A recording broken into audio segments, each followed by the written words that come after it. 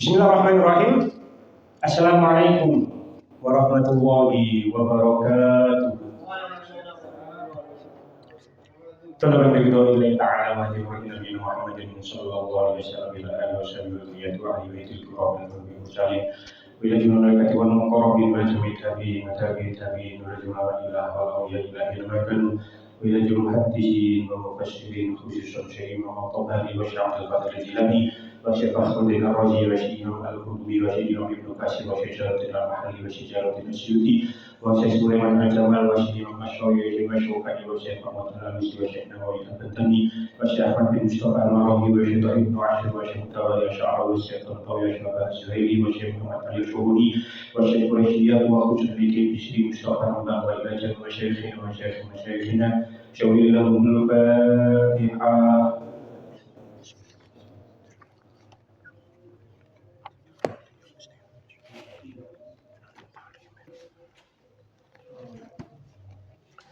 Bismillahirrahmanirrahim. Kita lanjutkan surah Al-Baqarah ayat 257. Qala Allah Ta'ala fil Qur'anil Karim. A'udzu billahi minasy syaithanir rajim. Bismillahirrahmanirrahim. Allahu waliyul ladzina amanu yukhrijuhum minadh dhulumati ilan nur wal ladzina kafaru awliya'uhumut taghut yukhrijunahum minan nuri iladh dhulumat ulaika ashabun nar hum fiha khalidun. Allahu tabi Allah. Allahu ta'i Allah iku waliyu zat kang nulungi allazina iku waliyul lazina zat kang nulungi wong-wong. Allahu ta'i Allah iku waliyul lazina zat kang nulungi wong-wong amanu kang padha iman sapa si allazina yukhrijuhum ngetokaken sapa si Allah hum ing allazina amanu minadz zulumati sang pira-pira peteng ilang nuri marang pepadang. Walladzina utawi wong-wong kafaru kang padha kafir sebeci alladzina iku awliya'uhum utawi kang dadi kekasih alladzina kafaru iku at-taghutu setan. Yukhrijunahum ngetokaken sebeci taghut hum ing alladzina minan nuri saking pepadang ila zulumati marang pira-pira peteng. Ulaika utai mengkono-mengkono alladzina kafaru iku ashabun nar padha duweni bagian neraka. Hum utawi ulaika fiha ing dalem nar iku khaliduna padha langgeng kabeh. Kita syaripun karya 57. Allah Ta'ala iku mitulungi marang wong-wong kang padha iman. Padha di napa niku? Wetokake padha dikeluarkan padha diwetokake awit saking pepeteng kufur tumeka marang padang iman. Dene wong-wong kang kafir iku kasihane berhala. Dheweke padha diwetokake saking padang marang peteng. Wong-wong kang padha kafir mau bakal padha oleh bagian neraka. Tambihun mula kita kaum mukminin kudu ngakeh-ngakehake syukur marang pangeran dene didadekaken wong mukmin dadi aja nuli diakoni dhewe yen bisane iman iku saking ikhtiyare dhewe. Allahu waliyul ladzina amanu. Allah itu adalah pelindung orang-orang yang beriman. Yukhrijuhum minadz zulumati ilan nur. Allah itu dia mengeluarkan mereka dari kegelapan ilan nuri kepada cahaya. Walladzina kafaru awliya'umut taghut. Dan orang-orang yang kafir pelindung-pelindungnya ialah setan. Yukhrijunahum minan nuri ilaz zulumat, yang mengeluarkan mereka dari cahaya kepada kegelapan. Ulaika ashabun nar, mereka itulah penduduk neraka. Hum fiha khalidun, mereka kekal di dalamnya. Asbabun nuzul ayat niki dipun ceritakan tentang kitab buka Nurul fi Asbabun Nuzul karangan Syekh Jalaluddin Asy'uti. Ada dua riwayat tentang Asbabun Nuzul ayat ini. Riwayat yang pertama saking Ibnu Jarir. Akhraja Ibnu Jarir an Abduh bin Abi Lubabah. Imam Tabari, Imam Ibnu Jarir meriwayatkan hal ini dari Abduh dari Abi Lubabah. Hum alladzina kanu amanu bi Isa. Falamma ja'ahum Muhammadun sallallahu alaihi wasallam amanu bihi. Wa unzilat fihim hadhil ayat. Riwayat yang pertama saking Ibnu Jarir diceritakan ayat ini diturunkan kepada orang-orang yang beriman kepada Nabi Isa. Sakmantune Kanjeng Nabi diutus dados Kanjeng Nabi Muhammad diutus dados Rasul. Orang-orang yang beriman marang Nabi Isa ijo iman marang Kanjeng Nabi. Sebelum Kanjeng Nabi diutus, mereka sudah beriman kepada Nabi Isa. Barang Nabi Muhammad diutus, mereka juga beriman marang Nabi Muhammad. Ayat ini diturunkan kepada mereka. Riwayat yang pertama. Riwayat yang kedua saking Mujahid. Riwayat yang kedua mengatakan an Mujahid qol kana qaumun amanu bi Isa. Riwayat yang kedua dari Imam Mujahid mengatakan biyen niku ana kaum niku iman marang Nabi Isa. Wa qaumun kafaru bi. Tapi ana kaum sing kufur marang Nabi Isa. Ana sing iman marang Nabi Isa, ana sing kufur marang Nabi Isa. Falamma ba'atsa Muhammadun sallallahu alaihi wasallam amanu bihi alladzina kafaru bi Isa. Barang ketika Kanjeng Nabi diutus, Nabi Muhammad diutus dados Rasul, nggih. Wong-wong iku iman marang Kanjeng Nabi padahal sebelumnya mereka kufur marang Nabi Isa. Wa kafaru bihi alladzina amanu bi Isa.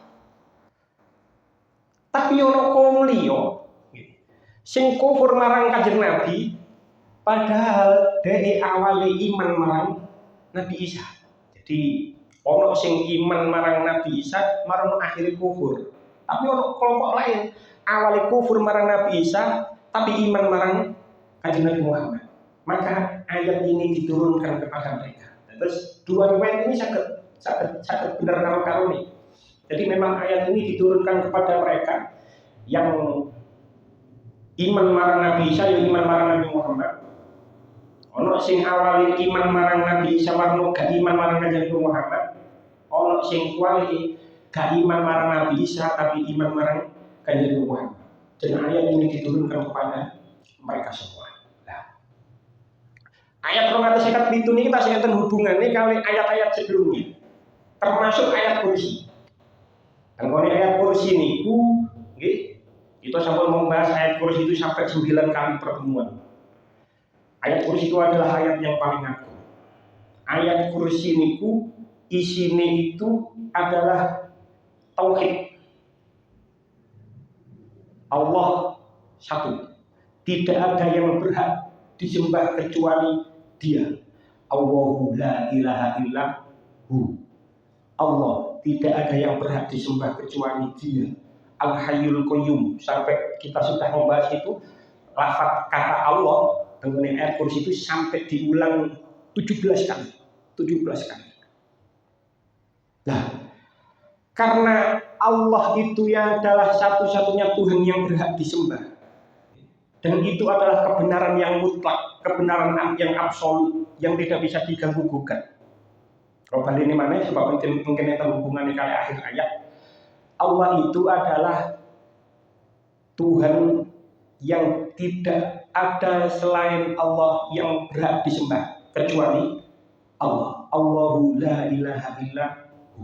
Itu adalah kebenaran yang mutlak, itu adalah kebenaran yang absolut. Masih Allah itu adalah satu-satunya Tuhan yang berhak disembah. tapi tidak ada paksaan dalam memeluk agama Islam. Pun dibahas di ayat yang 256 kemarin. Gak ono paksaan untuk masuk Islam. Tidak ada paksaan sama sekali. Sing kepingin masuk Islam, silakan masuk. Sing gak kepingin masuk Islam, ya silakan saja. Tapi, anggone ayat sebelumnya dikatakan, sing bener kalau sing salah itu jelas. Sing bener itu nyembah Allah, sing salah itu menyekutukan Allah. Sing bener jelas, sing salah wis jelas. Maka sapa wonge sing kufur marang tauhid, ini sudah dikatakan di ayat sebelumnya, dan iman kepada Allah, maka dia itu berpegang teguh pada tali yang tidak akan pernah putus. Berpegang tali pada tidak akan pernah putus. Lah, sapa wonge sing iso kaya ngoten, meyakini kalau Allah itu satu-satunya Tuhan yang berhak disembah, boten mensekutukan Allah, terus kita berpegang teguh pada tali yang tidak akan putus, yaitu la ilaha illallah, maka Allahu waliyul ladzina amanu, maka Allah akan menjadi wali bagi orang-orang yang beriman. Jadi memiliki dikatakan Allahu waliyul ladzina amanu, Allah akan menjadi wali bagi orang-orang yang beriman. Pertanyaan ini, nopo niku wali? Kita sering mendengar istilah wali. Wali itu secara bahasa. Kalau kita berbicara tentang ilmu sorof, wali itu sering kata waliya, yali, walyan, walayatan. Wali, waliya, fi'il madhi waliya, fi'il mudhari yali. Waliya, liya, walyan, walayatan, wa maulan, fahuwa walin, wa zaka mauliyun. Lila tali maulan milan. Walia ini secara bahasa bermakna dekat. Secara bahasa bermakna dekat. Makanya lek ono wong wedok, ono arek wedok, lek nikah niku butuh. Kita sudah bahas berjus kali. Tidak sah pernikahan seorang wanita kalau tanpa wali. Sekalipun wanita itu adalah janda, tidak sah kalau seseorang wanita menikah tanpa wali. Nopo maksudnya wali? Wali secara bahasa bermakna dekat. Nah, di dalam hal pernikahan yang berhak menjadi wali itu wong lanang. Dalam hal pernikahan yang berhak menjadi wali itu adalah seorang laki-laki. Siapa walinya perempuan yang akan menikah? Yang paling ide tentu adalah seorang ayah. Jadi makanya wali, urut-urutan wali niku ketika wong wedok kabeh rabi, arek wedok kabeh rabi, niku sing ngrabekno, sing berhak ngrabekno adalah ayahnya. Karena ayah itu adalah yang paling dekat. Ayah itu yang paling dekat dengan anak. Ayah mboten enten. Lek ayah gak ono mbahe. Mbahe iki bapake bapak. Ayahnya ayah. Jadi jalur laki-laki, bukan ayahnya ibu, tidak, tapi bapaknya bapak, mbah, kakek dari jalur laki-laki. Mbah pun boten enten. Maka yang berhak menikahkan menjadi wali adalah saudara kandungnya, saudara laki-laki. Karena memang sing menjadi syarat itu adalah laki-laki. Saudara kandungnya. Saudara kandungnya tidak ada. Saudara seayah, tunggal ayah, akhun li'ab. Akhun li'ab itu oleh ono wong lanang rabi duwe anak lanang, maro rabi maneh duwe anak wedok. Rabi maneh berarti sing anak yang pertama tadi adalah akhun li'ab, saudara seayah, beda ibu. Akhun li'ab mboten enten, maka yang berhak menikahkan menjadi wali adalah paman. Dulure bapak, dulur lanangi bapak. Dulur lanangi bapak. Paman boten enten.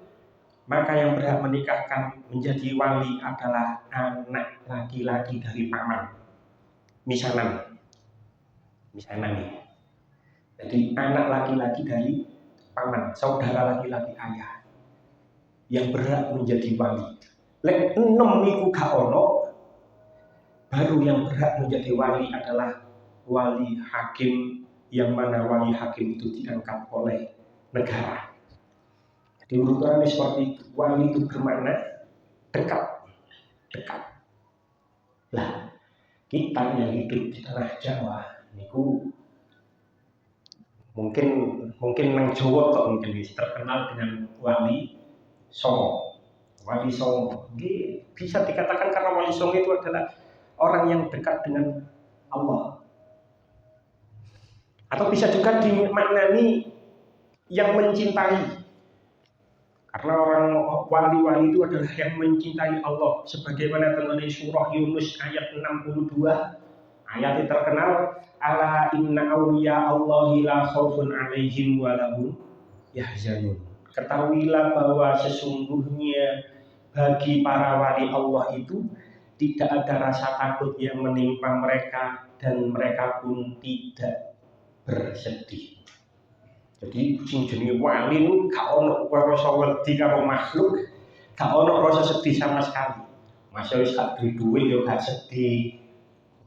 Sembarang kali muntah yo gak sedih. Wali tidak mempunyai rasa sedih sama sekali. Nah, yang ingin saya bahas lebih lanjut karena ini nopo rada viral. Di dalam kalangan Nahdien, ini perlu kita bahas. Di dalam kalangan Nahdien, niku terkenal istilah wali majdub. Wali majdub. Majdub niku saking lafaz jadzaba. Jadzaba niku maknane narik. Majdub itu adalah isim maf'ul. Jadi karena isim maf'ul maknanya ditarik. Jadi akalnya sudah ditarik. Nanti kepireng lihat wali sing majdub. Orang bilangnya jadab. Nah, itu terkenal di kalangan Nahdien. Itu terkenal di kalangan Nahdien. Oh, itu wali majdub itu. Tapi di kalangan orang luar, di luar Nahdien, orang-orang yang dianggap wali majdub itu, mereka menganggapnya itu adalah ODGJ. Orang dengan gangguan jiwa. Orang dengan gangguan jiwa. Contoh, sing masyhur niku sing sampai saat niki wonten niku Habib Abu Bakar As-Sekaf. Putune Habib Abu Bakar As-Sekaf Gresik. Niku beliau menurut kalangan orang-orang Nahdien banyak yang menganggap beliau itu adalah wali yang majdub. Secara penampilan syariat, nggih pancen gak salah lek ana wong ngarani ODGJ ya gak salah. Sebab secara penampilan zahir nggih gak tahu kelamben yo sarungane dibebel-bebel tok ngoten. Atau yang viral di media sosial nang Pasuruan iku ono jenenge Gus Jafar. Nah, itu niku yo viral. Orang kita, kalau ngomong orang kita saja, orang kita itu menganggap itu adalah wali majdub. Tapi orang di luar kita itu mengalami ODGJ, orang dengan gangguan jiwa. Loh, kalau menghadapi fenomena seperti ini, bagaimana kita menyikapinya? Ono wong terkenal dari wali, tapi penampilannya koyok ODGJ.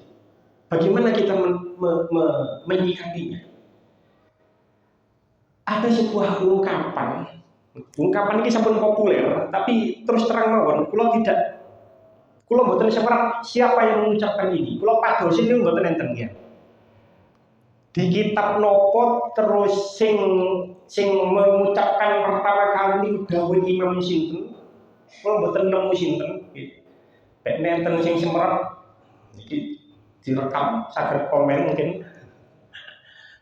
Saya tidak tahu ungkapan ini dari siapa, di kitab apa. Tapi ungkapan ini sangat populer. La ya'riful wali illal wali. Tidak ada yang tahu seseorang itu wali kecuali wali. Lah, tenggone sering kalau sampai tenggone kitab Nasyaratul Ibad. Kitab Nasyaratul Ibad niku wonten dawuh Sayyidina Umar. Kalau buka nang tenggone halaman 39. Sering kalau sampaikan setidaknya kalau eling 2 kali saya menyampaikan tenggone mriki selama 4 tahun. Allah itu menyimpan 6 perkara di dalam 6 perkara. Salah satu yang disimpan itu adalah wa katama awliya'ahu fima bainan nas, terus Sayyidina Umar. Allah itu menyimpan walinya di antara manusia. Jadi memang Allah itu menyimpan wali-walinya di antara manusia. Sebab nopo? Tujuannya nopo? Supaya di antara manusia itu tidak saling menghina, gak ngenyek. Karena bisa jadi sing dinyek itu adalah wali. Itu mengajarkan kepada kita, siapapun yang kita temui, bagaimanapun penampilannya, kita tidak boleh menghina orang itu. Sebab bisa saja orang itu wali. Bisa saja seorang itu wali. Tapi sing kudu dieling, sing kudu ditekankan. Seseorang yang terkenal wali majnun, kok ono wong terkenal wali niku wali majnun. Orang itu tidak bisa kita jadikan sebagai seorang guru. Ono wis terkenal wali majnun. Penampilannya kayak ODGJ lek jari orang sebelah, orang kubu sebelah. Orang seperti itu tidak bisa kita jadikan sebagai seorang guru. Jadi lek ono wong kok ngwidek marang orang yang terkenal majnun, wali majnun itu man terus diikuti petuahnya, diikuti perintahnya, itu tidak bisa. Sebab dia sudah akalnya sudah ketarik. Makanya istilah majnun niku mah. Nah, orang-orang seperti itu karena kita tidak tahu, kalau kalian panjenengan agak ngerti ya, orang-orang itu wali mboten kan mboten semua. Wong awak dhewe duduk wali, kecuali lek jenengan ora sing dadi wali. Karena kita tidak tahu apakah orang itu wali apa tidak, maka kita hanya sing dilatih itu adalah hati kita, supaya hati kita mboten ngenyek marang orang-orang itu. Dene kalau jenengan njaluk donga nang orang yang terkenal wali majnun, itu sah-sah saja kalau hanya meminta doa. Di antara kula kalian panjenengan, niku kula yakin, walaupun enggak kabeh, tapi saya yakin ono sepanjang hidup itu ada peristiwa yang mana peristiwa itu terjadi di luar nalar manusia. Wis, jenengan nggih saumur urip, kalau yakin mesti yo gak kabeh ngalami, tapi saya yakin pernah mbuh pisan mbuh pindho pernah mengalami suatu peristiwa yang terjadi, tapi peristiwa itu terjadi di luar nalar manusia. Saumpama niku diceritakno nang ngene wong liya gak percaya. Bisa percaya bisa tidak. Bisa percaya bisa tidak. Jadi terjadi kepada kita, benar-benar terjadi secara nyata, gak masuk akal. Tapi lek diceritakan nang wong iso gak percaya. Kalau contohno, kalau pernah, kalau ini pernah. Kalau singen tasik mondok teng Ginanyar kali Iqbal iki. Kula niku nate wangsul niki pondok. Dinten Khamis, kalau ingat dinten Khamis. Mantun niku dilalah. Jumat kula bangsul, mantun niku pamit karo mbah kula estri, mbah kula sing estri, mbah dari ayah, nenek. Niku mboten nate sakit, mboten nate nopo. Ternyata kula pas wayahe bangsul teng gone pondok, beliau itu meninggal. Sedo. Akhirnya kalau bangsul malih teng mriki, terus Jumat inggih niku tasik nopo? Jumat apa nggih. Pokok kalau suwe dinten iki insyaallah ngoten. Terus manten langsung balik malih teng griya sebab dikabari lek Mbah sedo. Tapi mboten disanjangi lek sedo ya. Singkat cerita, ketika 40 harinya kula niku wangsul malih izin karena ada 40 hari nenek teng nggon griya. Terus akhirnya kula mantuk melok tahlilan, terus manten niku kula tilem teng nggon kamare mbah kula. Ketika sholat niku kula tangi terus enten wong ngadeg mbah kula wedok. Rukuan mboten kaya TV pocong ngoten mboten. Rukuan. Itu nyoto kula tangi wis nyoto sadar, kondisi sadar kula ningali kanan kiri lho. Kok mbah. Tapi saya sadar kalau mbah itu sudah meninggal. Kejadian kayak kan gak masuk akal. Oh wis mati kok. Ya bagaimana bisa? Orang mungkin wah awakmu bijui Gus. Sampeyan bijui paling Gus. Atau mungkin sampeyan halusinasi, sampeyan mungkin hanya bermimpi.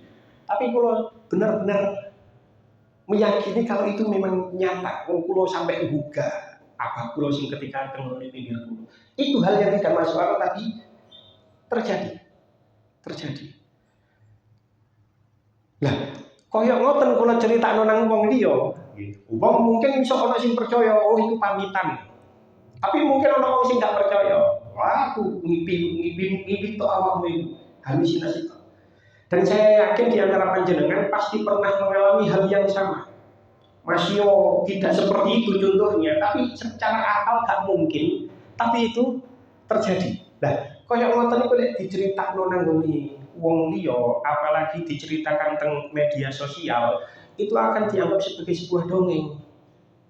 Ngoten niku. Makanya kan kuwata sakniki cerita keramate iki. Diceritakan nang media sosial, orang akan menganggap itu adalah sebagai sebuah dongeng. Mereka mengatakan itu khurafat.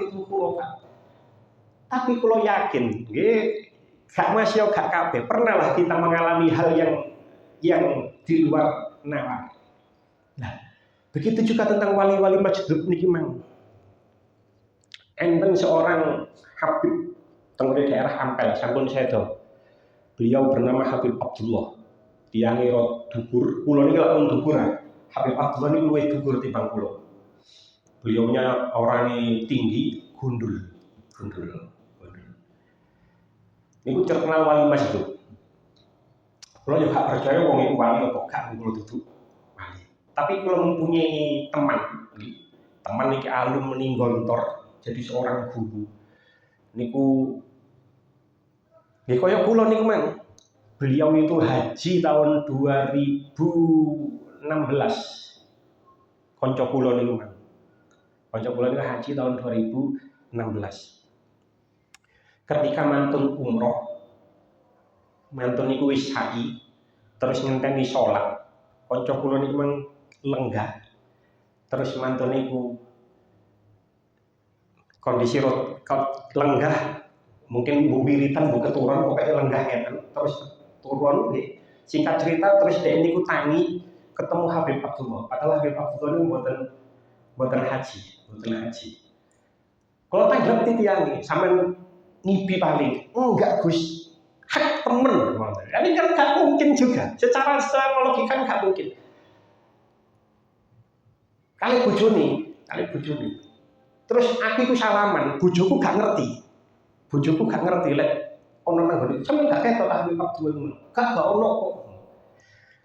Jadi kita itu bisa saja kita mengalami hal yang tidak masuk akal, yang kalau kita ceritakan kepada orang lain itu orang lain tidak akan percaya.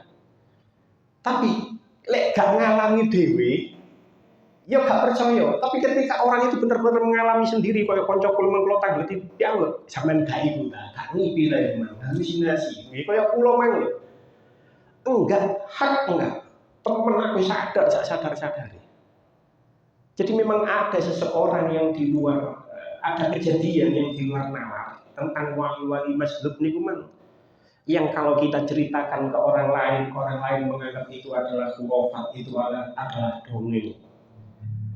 Tapi kalau kita tidak mengalaminya sendiri, kita tidak akan percaya. Kata Habib Ja'far Al-Kaf, sampun sedo dimakamaken teng Kudus. Itu juga seorang yang terkenal wali majdzub. Nanti salaman kali beliaunya. Terus wonten Habib Abu Bakar As-Sekaf niku wau. Katalah cerita-cerita seperti itu. Nah, kita menyikapi hal-hal seperti itu, balik mana? Jangan jadikan mereka sebagai seorang guru. Karena bagaimanapun kondisi akalnya sudah ditarik oleh Allah, tapi kita tidak boleh menghina mereka. Jadi, jenengan ketemu ngoten niku wis aja ngenyek. Ya memang dawuh Sayyidina Ali, kata ma'auliya abu fima bainan nas. Tujuannya apa? Supaya kita tidak menghina mereka. Pun kita lanjutkan. Kembali nang ayat. Wali saged saking kados wali saking mangkane enten istilah maulana pengurus yang mengurus. Makanya anta maulana fansurna alal qaumil kafirin. Maulana, engkau adalah yang mengurusi kami. Jadi kalau saged dekat, saged mencintai, saged yang mengurus kita. Tapi sing dimaksud dengan ayat niki, wali adalah dengan tafsir Al-Qurtubi, wali teng mriki masuk wazan fa'il di makna fa'ilun. Fa'ilun di makna fa'ilun. Bermakna nopo sing dimaksud wali teng ayat niki adalah an-nasir, yang maha menolong. Yang suruh ibadahu al-mu'minina, yang mana Allah ini maha menolong hamba-hambanya yang beriman. Jadi Allah itu adalah zat yang maha menolong hamba-hambanya yang beriman. Lanjutannya ayat, yukhrijuhum minadz zulumati ilan nur. Dia mengeluarkan dari kegelapan kepada cahaya. Sing dimaksud kegelapan tengene ayat niki, tengene tafsir Ibnu Katsir dikatakan, sing dimaksud kegelapan tengene ayat niki asyirk, tegese syirik. Wal min dzulumatil kufri wasyirki warraibi. Sing dimaksud dzulumat tengene ayat niki adalah kekufuran, wasyaki, mamang, warraibi dan mamang juga. Jadi sing dimaksud dzulumat teng ayat niki adalah kekufuran. Dan yang dimaksud nur tengene ayat niki adalah kebenaran. Iman sing dimaksud. Sing menarik tengene ayat niki dikatakan Gusti Allah itu memakai lafaz zulumat dengan lafaz jamak, sedangkan nur memakai lafaz mufrad.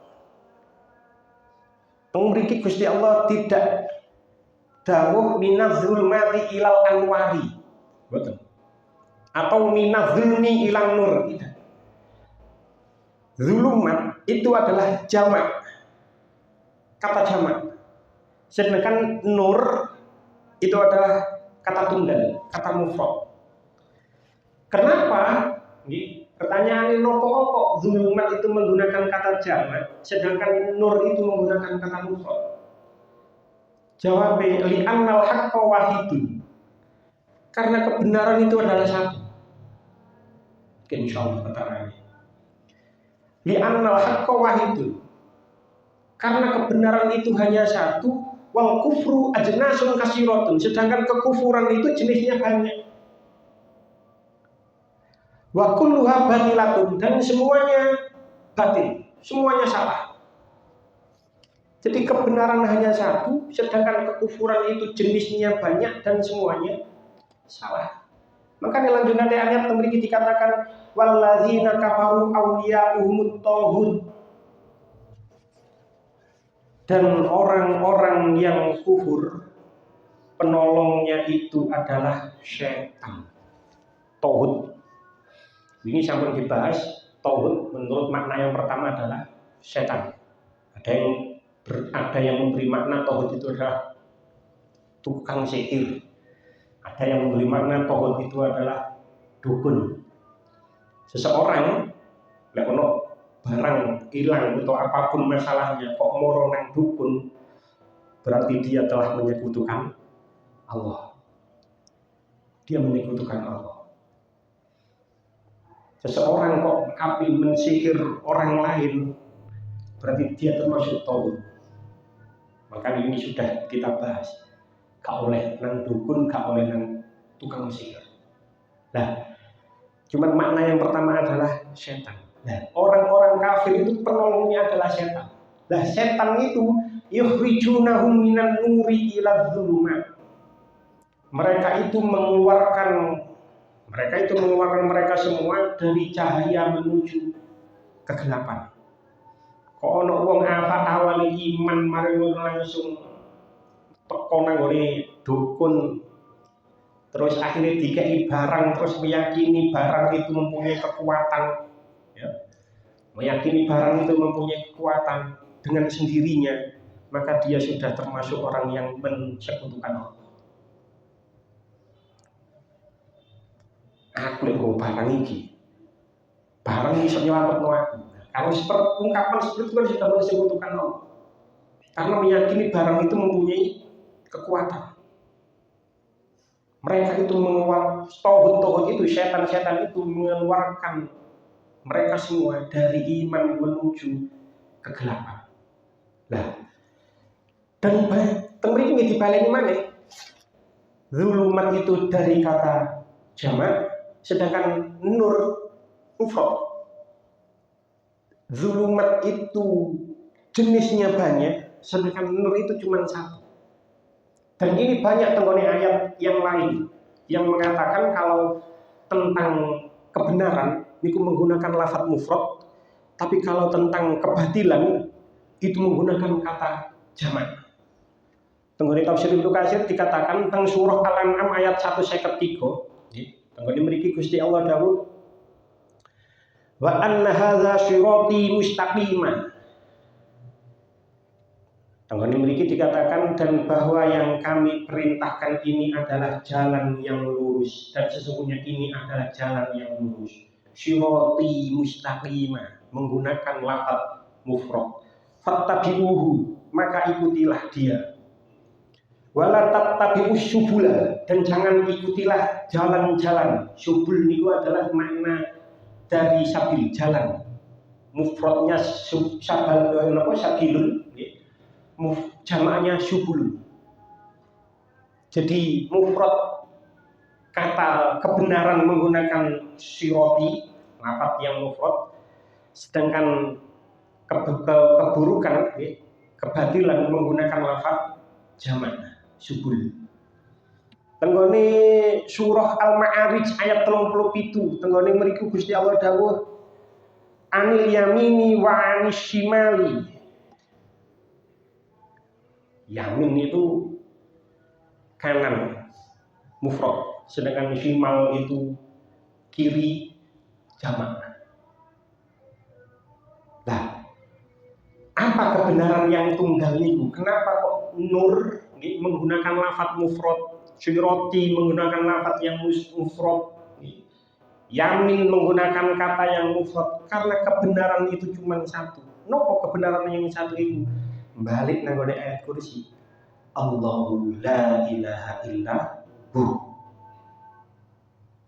Allah, kebenaran yang hakiki, kebenaran yang absolut, kebenaran yang mutlak itu adalah Allah, tidak ada Tuhan selain Dia. Jangan terus nopi ambek Al-Hayyul Qayyum, Allahu la ilaha illa wal Hayyul Qayyum, la ta'khudhuhu sinatun wa la nawm. Jangan terus akan sampai 17 niku, sampai 17 kali lafaz Allah dibahas dengan ayat kursi. Itu adalah kebenaran yang tunggal, kebenaran yang absolut. Makanya itu yang hadisnya sahih. Teng sahih Bukhari juz sekawan, ada setidaknya 2 hadis, tapi sing kula waos hadis nomor 7487. Hadisnya sahih. Tenggone mriku dikatakan tengene Sahih Bukhari juz 4 hadis nomor 7487. Haddatsana Muhammad bin Bashar, menceritakan kepada kami Muhammad bin Bashar, haddatsana Hundar, haddatsana Syu'bah, an Wasil anil Ma'rur, qol sami'tu Abu Dzarrin an Nabi sallallahu alaihi wasallam. Meriwayatkan kepada kami Muhammad bin Bashar, meriwayatkan kepada kami Hundar, meriwayatkan kepada kami Syu'bah dari Wasil dari Ma'rur, qol saya mendengar Abu Dzar dari Kanjeng Nabi berkata, Atani Jibril. Kanjeng Nabi tahu, malaikat Jibril datang kepadaku, terus Kanjeng Nabi. Fabasyarani annahu man mata la yusyriku billahi syai'ah. Kanjeng Nabi berdawuh, Jibril mendatangiku, lalu Jibril memberikan kabar gembira kepadaku, sopone wong sing mati tidak mensekutukan Allah, dakhala jannah, maka dia akan masuk surga. Sopo ae wong mati kok gak mensekutukan Allah, maka dia masuk surga. Terus sahabat Abu Dzar tanglet marang Kanjeng Nabi. Kultu ngucap sapa ingsun, wa in saraka wa in zina. Walaupun dia mencuri, walaupun dia berzina, terus Kanjeng Nabi jawab, qol wa in saraka wa in zina. Ya, masih dhek nyolong, masih dhek zina. Tengene hadis nomor 5817, hadisnya juga sahih. Maknanya sama, tapi redaksinya sampai diulang 3 kali. Jadi dari sahabat Abu Dzar juga, hadisnya Sahih Bukhari, hadis nomor 5817. Cuman rotok panjang redaksi ini. Kalau cerita mawon mboten kula waca, mboten kula tulis soalnya. Jadi sahabat Abu Dzar niku sowan marang Kanjeng Nabi. Kanjeng Nabi pada saat itu keadaannya dalam keadaan tidur, tasik sari. Terus Kanjeng Nabi bangun, Kanjeng Nabi menggunakan baju putih. Ya, terus Kanjeng Nabi itu menggunakan baju putih. Memang diriwayatkan seperti itu. Kanjeng Nabi tilem, sari, terus wungu, mengenakan baju putih, terus matur marang sahabat Abu Dzar. Ma min abdin qala la ilaha illallah summa mata ala dzalika illa tasolal jannah. Sopone wong tidak ada di antara hamba, tidak ada di antara seorang hamba yang hamba itu mengucapkan la ilaha illallah, terus kemudian dia mati, terus dia menetapi itu, kecuali dia akan masuk surga. Terus sahabat Abu Dzar tanggat, qultu wa in zana wa in sarqa. Walaupun dia berzina, walaupun dia mencuri, Kanjeng Nabi menjawab, qol wa in zana wa in sarqa. Dan itu diulang sampai 3 kali. Abu Dzar niku mboten tasih muskil. Masih yo nyolong, masih yo zina. Iya, masih yo nyolong, masih yo zina. Tanggep nali Abu Dzar, masih yo nyolong, masih yo zina Kanjeng Nabi. Iya, masih yo nyolong, masih yo zina. Sampai tanggep ping 3 saking gak percaya sahabat Abu Dzar. Abu Dzar ini diriwayatkan mboten remen dengan jawaban itu. Tapi bagaimanapun juga, la ilaha illallah ini adalah kebenaran yang absolut. Kita tidak membenarkan perbuatan mencuri. Mencuri jelas perbuatan yang haram. Kita tidak membenarkan perbuatan zina. Zina jelas perbuatan yang haram. Tapi selama sing zina, selama sing nyolong itu nenggoni atine ana la ilaha illallah, maka dia suatu saat akan masuk surga. Maksudnya niku ngoten. Selama di hatinya ada la ilaha illallah, senajan ngombe, senajan nyolong, senajan zina, dia akan masuk surga. Tapi untuk konsekuensi sebagai pertanggungjawabannya, dia melakukan perbuatan haram di dunia, dia tetap akan masuk neraka terlebih dahulu. Maksudnya ini ngoten, gak langsung mlebu surga ngoten ya ora. Dia akan tetap mempertanggungjawabkan perbuatannya ketika melakukan hal-hal yang haram di dunia, dia akan masuk neraka terlebih dahulu. Ibarat besi yang berkarat, tentu dia akan dibakar terlebih dahulu, gak dibakar kok, dipandi. Lek wesine karate wis ilang, baru nanggoni banyu. Begitu juga manusia, dia akan tentu ono la ilaha illallah nang atine, tapi melakukan hal-hal yang diharamkan oleh Allah, dia akan masuk surga. Wis jelas hadis. Tapi untuk mempertanggungjawabkan perbuatan yang haram selama di dunia, dia akan masuk neraka terlebih dahulu. Entah berapa lama, semakin banyak yang dia perbuat perbuatan yang haram itu semakin banyak, maka semakin lama dia akan di neraka. Kalau sudah bersih dosa-dosanya, maka dia akan masuk surga. Karena ada la ilaha illallah ini. Tapi lek ono wong kok mati gak nggo la ilaha illallah nang atine, lanjutane ayat ulaika ashabun nar hum fiha khalidun. Kok ono wong api gak zina, gak nyolong, gak ngombe, bersosialisasi baik dengan orang yang lain, tapi tidak ada la ilaha illallah nang atine, tapi dia mensekutukan Allah, tetap masuk dengan ayat ini. Ulaika ashabun nar hum fiha khalidun. Ashab niku saya kata sohib. Sohib itu konco. Jadi kalau ashabun nar itu adalah koncone neraka. Dia akan berteman dengan neraka dan itu khalidun selamanya. Nopo? Karena tidak ada la ilaha illallah. Jadi kebenaran yang hakiki, kebenaran yang absolut itu adalah la ilaha illallah. Selama ada la ilaha illallah dalam hati ini, maka orang itu tetap nanti akan masuk surga. Ya mungkin kalau kalian panjenengan gak termasuk golongan sing mlebu neraka dhisik malah mlebu surga ojo sampai. Mungkin kalau kalian panjenengan sedaya termasuk golongan yang khulunal jannah bi ghairi hisab. Amin amin ya rabbal alamin. Pencegah semangat mungkin kita dikatakan manfaat. Bismillahirrahmanirrahim. Alhamdulillahirobbilalamin. Wa ja'alna mauladana wa dhurriyyatina min ahli ilmi wal khair wa ja'alna iyyahum min ahli syarri wa ja'alna iyyahum min ibadika sholihin. Rabbana atina fid dunya hasanah wa fil akhirati hasanah wa qina adzabannar wa adkhilna jannata ma'al abrar ya aziz ya ghafar ya rabbal alamin. Wassallallahu ala sayyidina Muhammadin nabiyyi wa sallam. Alhamdulillahirabbil alamin. Wassalamualaikum warahmatullahi wabarakatuh.